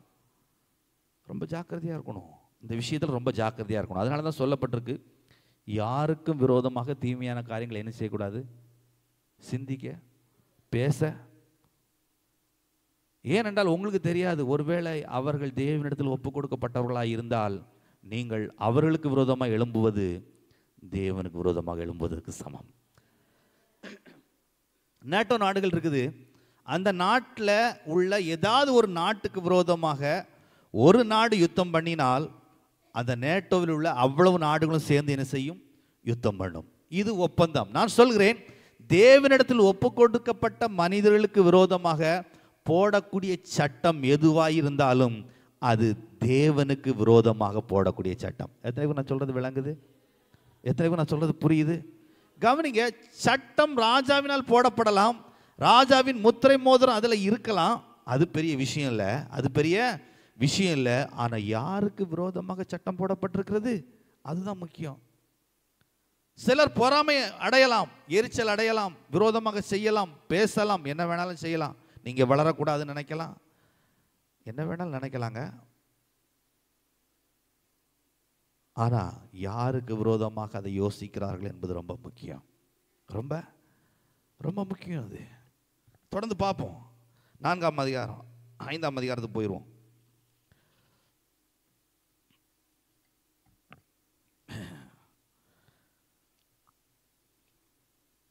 இந்த ஆமான் ஃபுல்லாக வாசிக்க வேண்டாம், கொஞ்சம் சொல்லிடுறேன், மீதி வாசிப்போம், வாசித்தா ரொம்ப நேரம் ஆயிரும்.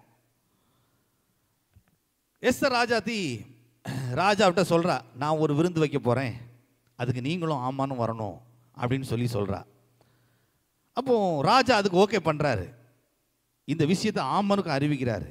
அப்போ அவன் தன்னுடைய மனதிலே கொண்ட கர்வத்தை நம்ம பார்ப்போம். 9ஆம் வசனம், எஸ்தர் புத்தகம் அதிகாரம் 5 வசனம் 9. அன்றைய தினம் ஆமோன் சந்தோஷமும் மனமகிழ்ச்சியுமாய் புறப்பட்டான். ஆனாலும் ராஜாவின் அரண்மனை வாசல் இருக்கிற மொர்தெக்காய் தனக்கு முன் எழுந்திராமலும் அசையாமலும் இருக்கிறதை ஆமன் கண்டபோது அவன் மொர்தெக்காயின் மேல் உக்கிரம் நிறைந்தவனானான். ஆகிலும் ஆமன் அதை அடக்கி கொண்டு தன் வீட்டுக்கு வந்து தன் சிநேகிதரையும் தன் மனைவியாகிய ஸ்ரேஷையும் அழைத்து தன் ஐஸ்வர்யத்தையும் மகிமையையும் தன் பிள்ளைகளின் திரட்சியையும் ராஜா தன்னை பெரியவனாக்கி தன்னை பிரபுக்கள் மேலும் ராஜாவின் ஊழியக்காரர் மேலும் உயர்த்தின எல்லாவற்றையும் ஆமான் அவர்களுக்கு விவரித்து சொன்னான். பின்னையும் ஆமான் ராஜஸ்திரியாகிய எஸ்தரும் தான் செய்த விருந்துக்கு ராஜாவோடு கூட என்னை தவிர வேறு ஒருவரையும் அழைக்கவில்லை. நாளைக்கும் ராஜாவோடு கூட நான் விருந்துக்கு வரவழைக்கப்பட்டிருக்கிறேன். ஆனாலும் அந்த யூதனாகிய, அந்த வார்த்தையை அண்டர்லைன் பண்ணும், அந்த யூதன் அப்படின்னு சொல்லும் போதே உங்களுக்கு தோணணும், தேவனிடத்தில் ஒப்பு கொடுக்கப்பட்ட மனிதன். யாரு? தேவனிடத்தில். யாத்திரையாகமம் 13:12 படி அவர்கள் யாரு? தேவனிடத்தில் ஒப்பு கொடுக்கப்பட்ட மனிதர்கள். கர்ப்பம் திறந்து பிறக்கிற எல்லாம் ஆண்கள் கர்த்தருடையவர்கள். ஆண்கள் எல்லாம் சேர்ந்து சொல்லுமா? ஆண்கள் கர்த்தருடையவைகள். ஆண்கள் கர்த்தருடையவைகள். எந்த அளவு விசுவாசிக்கிறீங்களோ அவ்வளோ சத்தமாக சொல்லுங்க பார்ப்போம். ஆண்கள் கர்த்தருடையவைகள். கர்ப்பம் திறந்து பிறக்கிற எல்லாம் கர்த்தருடையவைகள். எத்தனை பேர் அப்படி நம்புறீங்க? எத்தனை பேர் அப்படி விசுவாசிக்கிறீங்க? அந்த யூதனாகிய, எல்லாம் சொல்லுங்க, யூதனாகிய மொர்தெகாய் ராஜாவின் அரண்மனை வாசலில் உட்கார்ந்திருக்கிறதை நான் காணும் அளவும் அவையெல்லாம் எனக்கு ஒன்றும் இல்லை என்றான். அப்பொழுது அவன் மனைவியாக ஸ்ரேஷும் அவனுடைய சிநேகிதர் எல்லாரும் அவனை பார்த்து 50 முழ உயரமான ஒரு தூக்கு மரம் செய்ய வேண்டும், அதிலே மொர்தெகாயை தூக்கி போடும்படி நாளைய தினம், எல்லாம் சொல்லுங்க, நாளைய தினம் நீர் ராஜாவுக்கு சொல்ல வேண்டும், பின்பு சந்தோஷமாய் ராஜாவின் கூட விருந்துக்கு போகலாம் என்றார்கள். இந்த காரியம் ஆமானுக்கு நன்றாய் கண்டதினால் தூக்கு மரத்தை செய்வித்தான். தூக்கு மரத்தை, ஒரு விஷயத்தை நான் சொல்றேன், நீங்கள் தேவனுக்கு ஒப்பு கொடுக்கும் போது, தேவனுக்கு ஒப்பு கொடுக்கப்பட்ட மனிதர்களை வாழும்போது, உங்களுக்கு விரோதமாக பிசாசு என்ன செய்தாலும், எல்லாம் சொல்லுங்க, என்ன செய்தாலும், எவ்வளவு பெரிய தூக்கு மரம் ஆயத்தம் பண்ணாலும் சரிங்க, நீங்க கவலைப்படக்கூடாது. நீங்க காரணம், நீங்கள் தேவனுக்கு ஒப்பு கொடுக்கப்பட்டவர்கள். சில நேரங்களில் உங்க வாழ்க்கையில இப்படிப்பட்ட தீமையான செய்திகளை நீங்க கேட்கலாம். சில நேரங்களில் உங்களுக்கு விரோதமாக மனிதர்கள் சில தீமையான காரியங்களை செய்வதை நீங்கள் பார்க்கலாம். எல்லாரும் சொல்லுங்க, பார்க்கலாம். சங்கீதம் 91 அப்படிதான் சொல்லுது. சங்கீதம் 91 அப்படிதான். உனக்கு விரோதமா 1000 எழும்பினாலும் 10, அது நீ பார்ப்ப, அதை நீ எல்லாம் சொன்னீங்க பார்ப்பீங்க. பார்த்தா தான் விளங்கும் பிரச்சனை எவ்வளோ பெருசுன்றது. அடுத்து விளங்கும் அந்த பிரச்சனையோட தேவன் எவ்வளவு பெரியவருங்கிறது. எத்தனைக்கும் நான் சொல்றது விளங்குது? 10,000 பேர் வந்தவொடனே பயந்துடக்கூடாது, இவ்வளவு பெரிய பிரச்சனை, ஆனால் என் ஆண்டவர் இதை விட பெரியவர். ஆண்டவர் பிரச்சனையை விட பெரியவர். எல்லாம் சொல்லுங்க, பிரச்சனையை விட பெரியவர். எத்தனை பேர் அப்படி விசுவாசிக்கிறீங்க? இப்போ 50 முழம் தூக்கு மரத்தை பயங்கரமாக தூக்கி வச்சாச்சு, எல்லாம் செய்து வச்சாச்சு. அந்த நேரம் பிசாசு, நான் சொல்றேன், மனிதர்கள் அல்லது பிசாசு உங்களுக்கு விரோதமாக உங்களை அழிப்பதற்கு, தேவனிடத்தில் ஒப்பு கொடுக்கப்பட்ட மனிதர்களை சர்வநாசம் பண்ணுவதற்கு பிசாசு கிரியை செய்யும் போது, தேவனும் தம்மிடத்தில் ஒப்பு கொடுக்கப்பட்ட மனிதர்களை பாதுகாப்பதற்கும், எல்லாரும் சொன்ன பாதுகாப்பதற்கும், அவர்களை உயர்த்துவதற்கும் அவரும் வேலை செய்ய ஆரம்பிக்கிறார். அப்போ வாழ்க்கையில தேவனிடத்தில் ஒப்பு கொடுக்கப்பட்ட நம்முடைய வாழ்க்கையில இப்படிப்பட்ட சில தீமையான மனிதர்கள் எழும்புவதும் அவர்கள் கிரியை செய்வதும் நீங்கள் பார்க்கும்போது, அவைகளை குறித்து கேள்விப்படும் போது, ஒரு விஷயத்தை நீங்கள் அறிந்து கொள்ள வேண்டும், தேவன் இதே நேரம் எனக்காக கிரியை செய்ய அவர் ஆரம்பித்து விட்டார். எத்தனை பேர் அப்படி நம்புறீங்க? எத்தனை பேர் விசுவாசிக்கிறீங்க? நான் சொல்றேன், மனிதர்கள் உங்களுக்கு விரோதமாக உங்களை அழிப்பதற்கு, உங்களை நாசம் பண்ணுவதற்கு, உங்கள் குடும்பத்தை சீரழிப்பதற்கு, சபையை உடைப்பதற்கு மனிதர்கள் தீர்மானம் பண்ணும்போது, தேவன் பாதுகாக்கவும் உயர்த்தவும் அவருடைய கிரியையை ஆரம்பித்து விட்டார்னு நினைக்கணும். எத்தனை பேர் நான் சொல்றது விளங்குது? எத்தனை பேர் அப்படி விரும்புறீங்க? நான் சொல்றேன், கர்த்தர் இதை எதற்காக நான் பார்க்கும்படி செய்கிறார்? எதற்காக இப்படிப்பட்ட காரியங்கள் இவங்க உங்களுக்கு விரோதமா பண்றாங்க, இவங்க உங்களுக்கு விரோதமா பேசுறாங்க, இவங்க இப்படிலாம் அநியாயம் பண்றாங்க அப்படிங்கறத ஏன் கேட்க செய்யறாருன்னா, அந்த நேரம் உங்களுக்கு டைங்னு ஒரு அலாரம் அடிக்கணும்.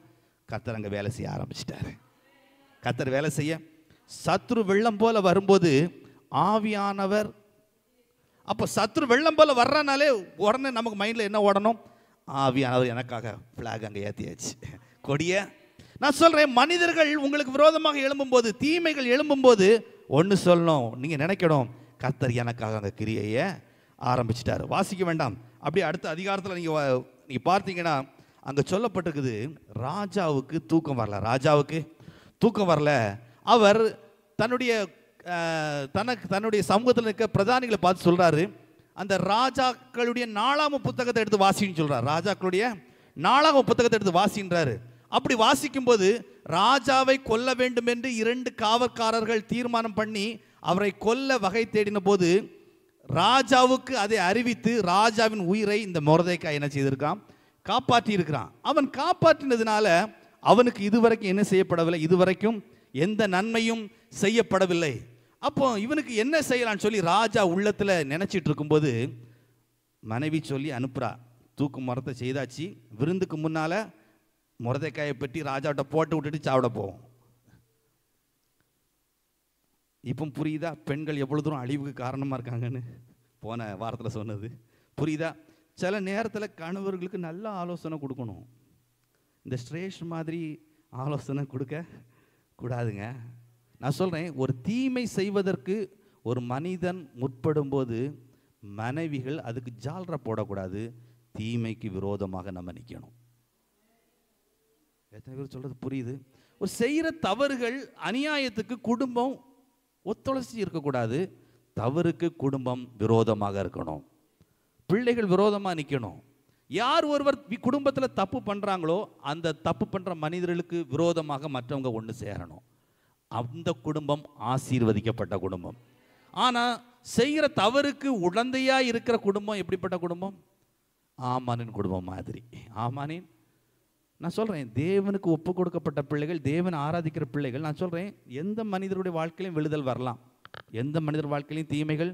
சில நேரங்களில் நம்ம வீட்டில் உள்ள யாராவது தவறான ஒரு விஷயத்தை செய்ய நினைக்கும் போது மற்றவங்கெல்லாம் சேர்ந்து என்ன செய்யணும்? இல்லை, இது தேவனுக்கு பிரியமில்லை, இது தேவனுக்கு இது ஆசீர்வாதமான காரியம் இல்லை, இது நமக்கும் நம்முடைய குடும்பத்துக்கும் அழிவு என்று எச்சரிக்கிறவர்களாக நம்ம இருக்கணும்.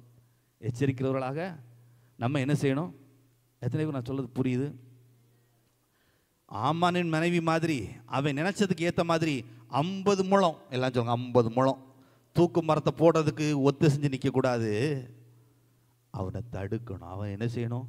ஏன் இதை சொல்கிறேன்னா, இதே வாய் இன்னொரு காரியத்தை பேசிச்சு. இதே வாய் இன்னொரு காரியத்தை கொஞ்சம் கவனிங்க. இதே வாய் இன்னொரு காரியத்தை பேசிச்சு. இப்போ ராஜா இப்போ ஆமான் அதுக்கு தான் போயிருக்கிறான். ராஜா சமூகத்தில் 50 முழத்தை பற்றி பேசுறதுக்கு போயிருக்கிறான். எத்தனை முழங்க? சத்தமா எத்தனை முழங்க? 50 முழத்தை குறித்து பேச போயிருக்கான். ராஜா வான்னு சொல்லி கூப்பிடுறார். ராஜா உடனே இவனுக்கு எவ்வளோ சந்தோஷமா இருந்திருக்கும். நம்ம நினைச்ச காரியம் கர்த்தரே கைகூடி வர பண்ணுகிறார். கர்த்தரே கைகூடி போறான். போன உடனே ராஜா சொல்றாரு, அவன்கிட்ட வேற எதுவும் கேட்கல. ராஜா அந்த வார்த்தை கொஞ்சம் ராஜா கனம் பண்ண விரும்பக்கூடிய மனுஷனுக்கு என்னெல்லாம் செய்யலான்னு சொல்லி கேட்ட உடனே இந்த ஆமான் என்ன நினைக்கிறான்? என்னை தவிர ராஜா வேற யாரை கனம் பண்ண விரும்புகிறார்? என்னை தவிர வேற யாரை கனம் பண்ண விரும்புகிறான்னு சொல்லிட்டு சொல்றான். ராஜா முடி கொடுக்கணுமா, ராஜா வஸ்திரம் கொடுக்கணுமா, ராஜா குதிரை வேணுமா? யோசித்து பாருங்களேன், யோசித்து பாருங்களேன். அதனால சொல்றான். அவன் சொல்லி வாயை மூடினவன சொல்றாரு, அதுல ஒன்று கூட குறையாமல் வாசல் காவல் இருக்கிற அந்த மொர்தெகாய்க்கு நீ போய் செய்.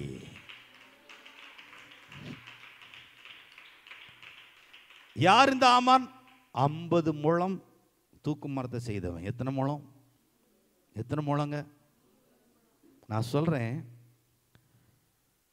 தேவனிடத்தில் ஒப்பு கொடுக்கப்பட்ட மனிதர்கள், தேவனிடத்தில் ஒப்பு கொடுக்கப்பட்ட பிள்ளைகள், தேவனிடத்தில் ஒப்பு கொடுக்கப்பட்ட குடும்பம், தேவனிடத்தில் ஒப்பு கொடுக்கப்பட்ட குடும்பம், அவங்களுக்கு விரோதமாக மனிதர்கள் தீமை செய்ய நினைக்கும் போது கர்த்தர் அவர்களுடைய தலையை உயர்த்த ஆரம்பிக்கிறார். கர்த்தருடைய தலையை உயர்த்த அவர் திட்டம் பண்றாரு, உயர்த்துகிறார். என்ன செய்கிறாருங்க? எப்படி உயர்த்துகிறார்? எந்த மனிதன் உங்களுக்கு விரோதமாக எழும்புகிறானோ அவன் தான் வாழ்க்கையில சில நன்மைகளை நினைச்சிருப்பான். எப்படிலாம் நான் நல்லா இருக்கணும், எப்படிலாம் நான் இந்த உலகத்தில் வாழ்ந்து செழிக்கணும், எப்படிலாம் இந்த உலகத்தில் நான் வாழ்ந்து நான் சுகித்திருக்கணும்னு சொல்லி அவன் சில தீர்மானம் பண்ணியிருப்பான். அந்த நன்மையெல்லாம் கர்த்தர் உங்களுக்கு தருவார். எத்தனை பேர் விசுவாசிக்கிறீங்க? அந்த ஆமான் நினைக்கிறான், அவனுக்கு ஒன்னே ஒன்று, நான் ராஜாவா இருக்கணும்னு தான் சொல்லலை, மீதி எல்லாம் அவனுக்கு அவ்வளோ ஆசை. கவனிச்சிங்களா? அவன் என்னெல்லாம் மேன்மை நினைக்கிறானோ, அவன் எப்படிலாம் வாழ்க்கையில் நல்லா இருக்கணும்னு நினைக்கிறானோ, கர்த்தர் எல்லாவற்றையும் அவன் வாயினாலேயே சொல்ல வச்சு, அவன் வாயினாலேயே அதை அவரிடத்தில் ஒப்பு கொடுக்கப்பட்ட பிள்ளைகளுக்காக அதை செய்கிறார். எத்தனை பேர் விசுவாசிக்கிறீங்க? எத்தனை பேர் நம்புறீங்க? நான் சொல்றேன், மனிதர்கள் நிறைய எழும்பணுங்க, விரோதமாக எழும்பணும், சபைக்கு விரோதமாக எழும்பணும், சபைக்கு விரோதமாக அநியாயம் நினைக்கணும். ஏன்னா நிறைய பேர் எழும்புனா அந்த நிறைய பேர் நிறைய நன்மைகளை நினைப்பாங்க இல்லையா, அந்த நன்மையெல்லாம் சபைக்கு வந்து சேரும். எத்தனை பேர் விசுவாசிக்கிறீங்க? நான் சொல்றேன், உங்களுக்கு விரோதமாக மனிதர்கள் எழும்பணும், அநியாயம் பண்ணணும். ஏன்னா அந்த மனிதர்கள் நிறைய பேர் எழும்புனாங்கன்னா அந்த நிறைய மனிதர்கள் அவங்க வாழ்க்கையில் நிறைய நல்ல காரியங்கள் நினைச்சிருப்பாங்க, அது எல்லாம் உங்க வாழ்க்கையில் வந்து சேரணும். எத்தனை பேர் அப்படி நினைக்கிறீங்க? எதிரிகள், தீமை செய்கிற மனிதர்கள் அவங்க வாழ்க்கையில் இருக்கிற மேன்மையை தம்மிடத்தில் ஒப்பு கொடுக்கப்பட்ட அந்த பிள்ளைகளுக்காக கர்த்தர் அதை செய்கிறார். எத்தனை பேர் விசுவாசிக்கிறீங்க? அவங்க எப்படிலாம் வாழ்க்கையில உயரணும், நல்லா இருக்குன்னு நினைக்கிறாங்களோ அது எல்லாவற்றையும் கர்த்தர் தம்மிடத்தில் ஒப்பு கொடுக்கப்பட்ட அந்த பிள்ளைகளுக்கு கர்த்தர் செய்கிறார். ராஜா அப்படியே சொல்றான், அதுல ஒண்ணு கூட குறையாம நீ என்ன செய், அந்த வாசக்காவல் இருக்கிற இந்த மொர்தெக்காய்க்கு நீ போய் செய்யின்றான். அவையெல்லாம் செய்து முடிச்சுட்டு அவன் வீட்டுக்கு வரும்போது, எல்லாம் செய்து முடிச்சுட்டு வீட்டுக்கு வரும்போது அங்கே ஒரு காரியத்தை இதே வாய் சொல்லிச்சில, 50 முழம் தூக்கி வைக்க சொல்லிச்சில, 50 முழம் தூக்கு மரத்தை செய்ய சொல்லிச்சில, அதே வாய் இங்கே என்ன சொல்லுது பாருங்க. 13ஆம் வசனம், 6ஆம் அதிகாரம் 13ஆம் வசனம். ஆமான் தனக்கு நேரிட்ட எல்லாவற்றையும் தன் மனைவியாக ஸ்ரேஷுக்கும் தன் சிநேகிதர் எல்லாருக்கும் அறிவித்த போது அவனுடைய ஆலோசனைக்காரரும் அவன் மனைவியுமாகிய ஸ்ரேஷும் அவனை பார்த்து, மொர்தெக்காய்க்கு முன்பாக நீர் தாழ்ந்து போக தொடங்கினீர். நீர் தாழ்ந்து போக அவன் யூதகுலமானால். எல்லாரும் சொல்லுங்க சத்தமா, அவன் யூதகுலமானால். கரங்களை உயர்த்தி சொல்லுங்க, அவன் யூதகுலமானால். அப்படியே பக்கவங்க பார்த்து கையை பிடி சொல்லுங்க, நீங்கள் கர்த்தருக்கு ஒப்பு கொடுக்கப்பட்டவர்கள் ஆனால்.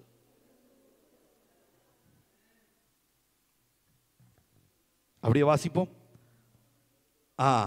நீர் அவனை மேற்கொள்ளாமல் அவனுக்கு முன்பாக தாழ்ந்து போவது நிச்சயம். நான் சொல்றேன், நாம் தேவனிடத்தில் ஒப்பு கொடுக்கப்பட்டவர்களாக இருக்கும்போது நமக்கு விரோதமாக ராஜமுத்திரை கூட இருக்கலாம், அவன் எவ்வளோ பெரிய ஆளா கூட இருக்கலாம், ஆனால் ஒன்று சொல்றேன், அவன் நமக்கு முன்பாக தாழ்ந்து போவது நிச்சயம். எத்தனை பேர் அப்படி விசுவாசிக்கிறீங்க? நான் சொல்றேன், உங்களை எதிர்க்கிற மனிதர்கள் யாருங்கிறது இல்லை, அவர்கள் யாருக்கு விரோதமாக எழும்புகிறாருங்கிறது தான் மேட்ரு. யாருக்கு விரோதமாக எழும்புகிறாங்கிறது தான் மேட்ரு. ஊழிய பாதையில் நான் நிறையா பார்த்துருக்கேன், நிறையா. நான் சொல்ல இந்த வார்த்தை நிறையா ஊழிய பாதையில் நிறைவேறி இருக்குது, நடந்திருக்குது, இன்னும் நடக்கும். யார் யாரெல்லாம் அந்த வார்த்தையை கேட்டு உங்கள் குடும்பத்தை, உங்கள் ஆண் பிள்ளைகளை, உங்களுடைய கர்ப்ப பிறப்புகளை எல்லாவற்றையும் ஆண்டுக்கு ஒப்பு கொடுத்தீங்கன்னா உங்கள் வாழ்க்கையிலையும் அது அப்படியே நடக்கும். எத்தனை பேர் அப்படி விசுவாசிக்கிறீங்க? எத்தனை பேர் அப்படி நம்புறீங்க?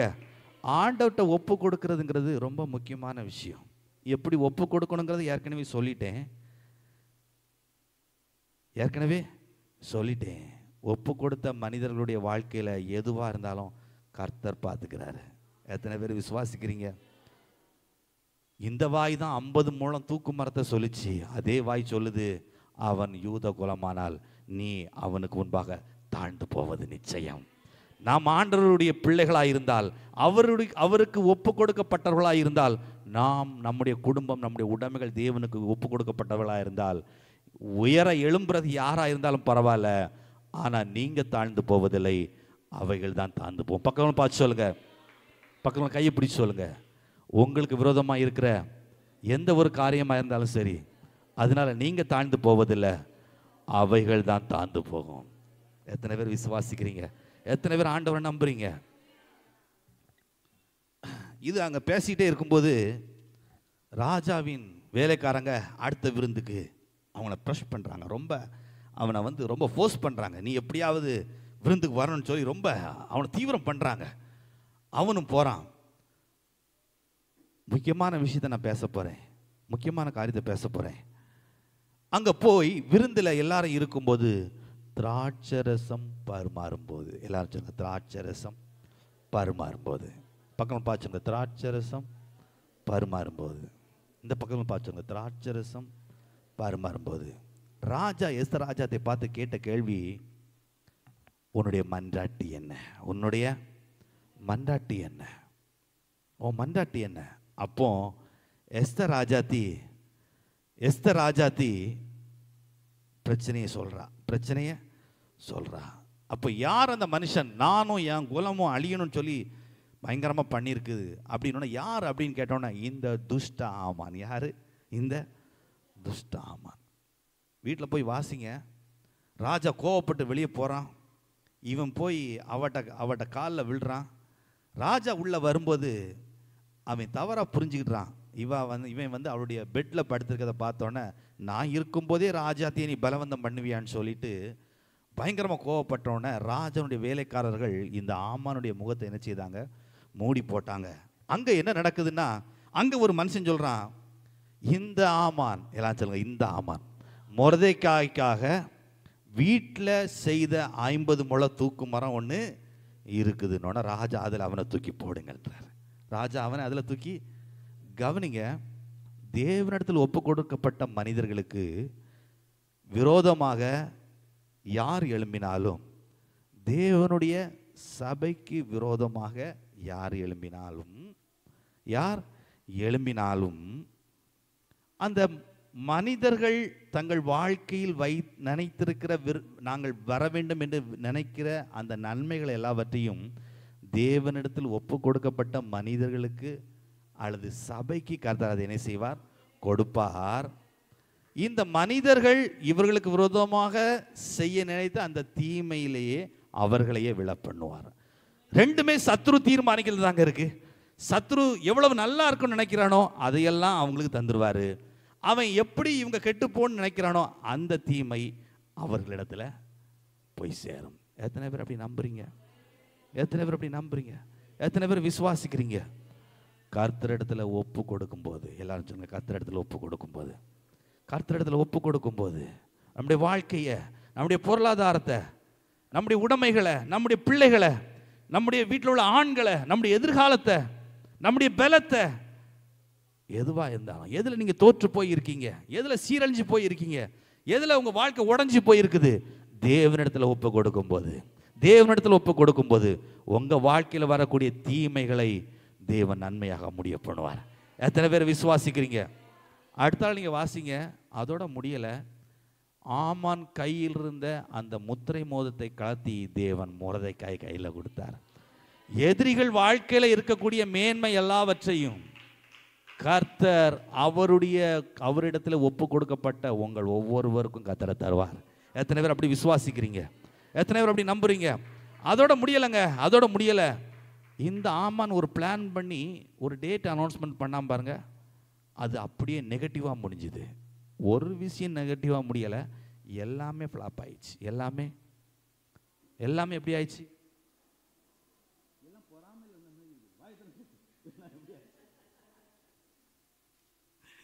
எல்லாம் எப்படி ஆகி போச்சு?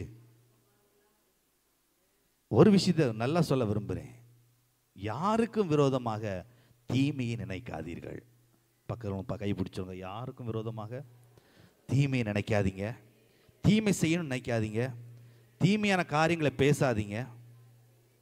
சில நேரத்தில் நமக்கே அது பேக் ஃபயர் ஆகலாம். சொல்றது புரியுதா? முடிந்த அளவுக்கு எல்லாருக்கும் நன்மை செய்ய பழகிக் கொள்ளுங்கள். அதை தான் ரோமரில் சொல்கிறார். ரோமன் 12, நீ தீமையினால் வெல்லப்படாமல் தீமை நன்மையினால். யாருக்கும் தீமை செய்யாதீங்க. தீமையான காரியத்தை எதிர்த்தில் வைக்காதீங்க. நான் சொல்கிறேன், அப்படி தேவனிடத்தில் நீங்கள் ஒப்பு கொடுக்கப்பட்டு வாழும்போது நீங்கள் உங்கள் வாழ்க்கைக்கு விரோதமாக வரக்கூடிய சத்துருக்களுடைய மேன்மையை கர்த்தர் நமக்கு தருவார். எத்தனை பேர் அப்படி நம்புறீங்க? எத்தனை விசுவாசிக்கிறீங்க? எல்லாரும் அப்படி எழுந்திருப்போம்.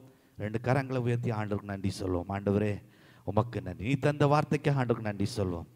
கர்த்தாவே உமக்கு நன்றி சொல்கிறேன். ஆண்டவரே ஓ உமக்கு நன்றி. அப்படியே ஒப்பு கொடுப்போம். ஆண்டவரே உங்கள் வாழ்க்கையில் எதெல்லாம் தோல்வி அடைந்திருக்குதோ, எதெல்லாம் பழுதடைந்திருக்குதோ, எதெல்லாம் முடியாமல் போச்சோ, அது எல்லாவற்றையும் ஆண்டவர்கிட்ட ஒப்பு கொடுங்க. ஆண்டவரே நான் உமக்கு ஒப்பு தருகிறேன். ஆண்டவரே அப்படியே தீர்மானம் பண்ணுங்க, என் இதயத்தை நான் காவல் பண்ணுறேன்.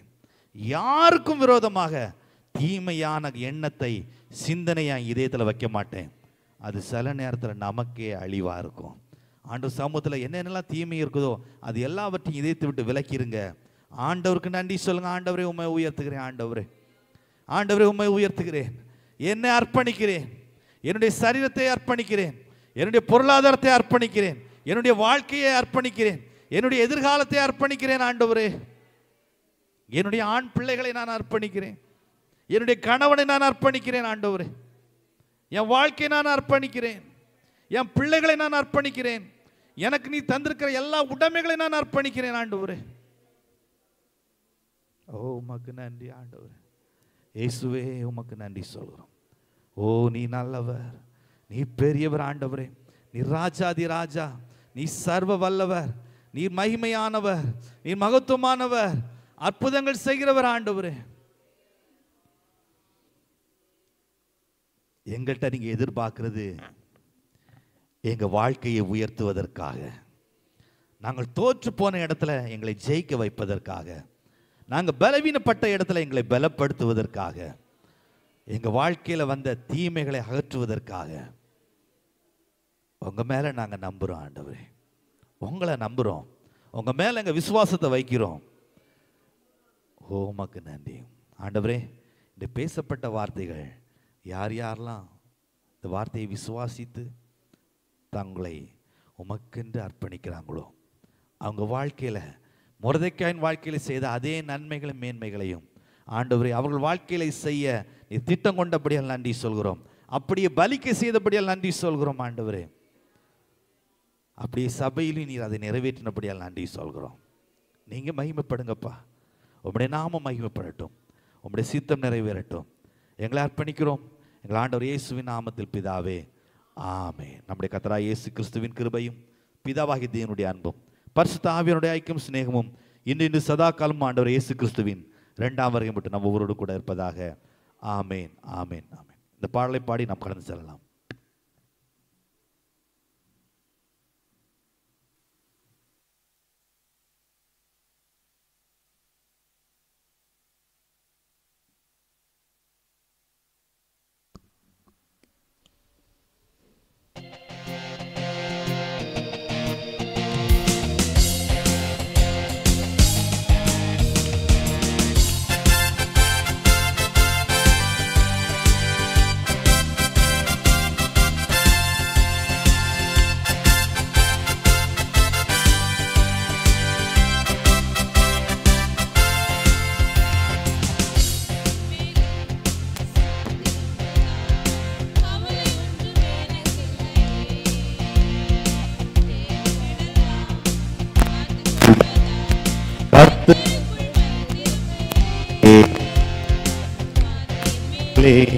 சார்ந்திருப்பதால் கவலை ஒன்றும் எனக்கில்லையே. என் தேவைகளெல்லாம் பார்த்து கொள்வதால் நான் கர்த்தருக்குள் மகிழ்ந்திருப்பேனே.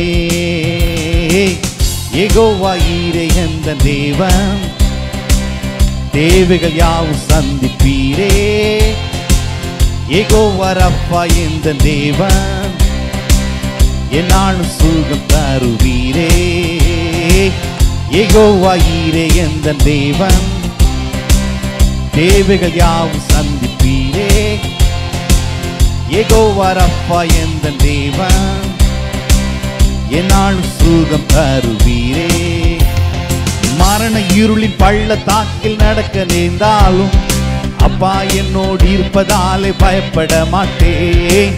மரண இருளின் பள்ளத்தாக்கில் நடக்க நேர்ந்தாலும் அப்பா என்னோடு இருப்பதாலே பயப்பட மாட்டேன். என் பட்சத்தில் கர்த்தர் இருப்பதினாலே ஒருபோதும் நான் அசைக்கப்படுவதில்லை. என் பட்சத்தில் கர்த்தர் இருப்பதினாலே ஒருபோதும் நான் அசைக்கப்படுவதில்லை. யெகோவா ஈரே எந்த தேவன், தேவைகள் யாவும் சந்திப்பீரே. யெகோவா ரப்பா எந்த தேவன், என்னாலும் சுகம் தருவீரே. யெகோவா ஈரே எந்த தேவைகள் யாவும் சந்திப்பீரே. யெகோவா ரப்பா எந்த தேவன், என்னாலும் சுகம் தருவீரே. ஹalleluya, ஹalleluya. God bless you. கர்த்தர் உங்களை ஆசீர்வதித்திருக்கிறார். சமாதானம் கடந்து செல்லுங்கள். ஆமென்.